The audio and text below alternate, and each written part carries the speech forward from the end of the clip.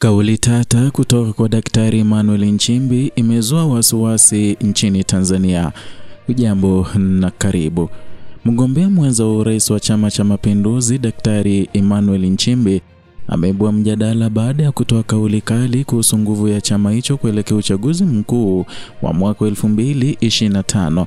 Katika mkutano wa kampeni uliofanyika leo Jumatano Septemba 24 katika uwanja wa polisi mjini Makambako mkoani Njombe, Nchimbi alisisitiza kuwa CCM ndicho chama pekee chenye uzoefu mkubwa wa kuongoza taifa na kunapata uungwaji mkono wa kipekee kutoka kwa wananchi, na ni jambo linalowapa nafasi kubwa ya kushinda uchaguzi wa Oktoba 29.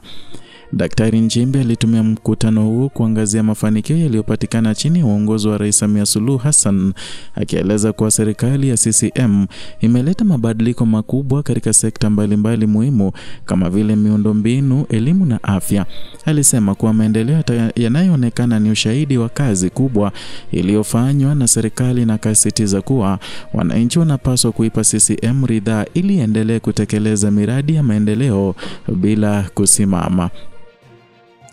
Kampeni za CCM zimeendelea kusisitiza ajenda ya mshikamano wa kitaifa na maendeleo jumuishi, na kauli ya Daktari Nchimbi ameongeza msukumo mpya kwa wafuasi wa chama hicho. Alieleza kuwa Rais Samia ni kiongozi anayejali maslahi ya wananchi wote na ana uwezo wa kuendeleza kasi ya maendeleo katika kipindi kijacho cha miaka mitano. Mkutano wa Makambako umehudhuriwa na maelfu ya wananchi, iliyodhihirisha msimuko wa kisiasa katika mkoa wa Njombe.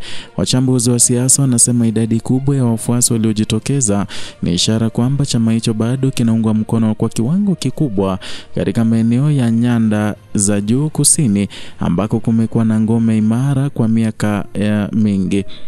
Na katika muktadha wa uchaguzi huo, Nchimbi alikumbusha kuwa wagombea 17 wa urais wamesajiliwa rasmi na Tume Huru ya Taifa ya Uchaguzi INEC, na zaidi ya wapiga kura milioni 37.6 wanatarajiwa kushiriki.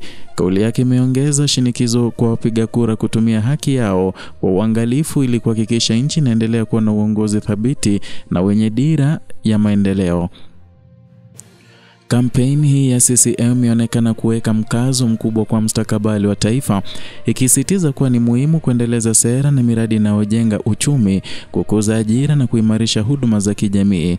Hatua hii imeelezwa na wachambuzi kama moja ya mikakati madhubuti ya kuimarisha nafasi ya chama hicho kuelekea uchaguzi wa Oktoba 29. Na huu ndio mwendelezo wa kampeni za CCM zikiongozwa na Daktari Nchimbi katika nyanda za juu kusini, kampeni ambazo zinaongeza joto la kisiasa nchini. Endelea kufuatilia Kenyascope kwa taarifa zote mpya kuhusu uchaguzi mkuu wa mwaka 2025 na uchambuzi wa kina wa siasa za Tanzania. Usisahau kusubscribe na kubonyeza alama ya kengele ili upate taarifa za haraka pindi zinapotufikia.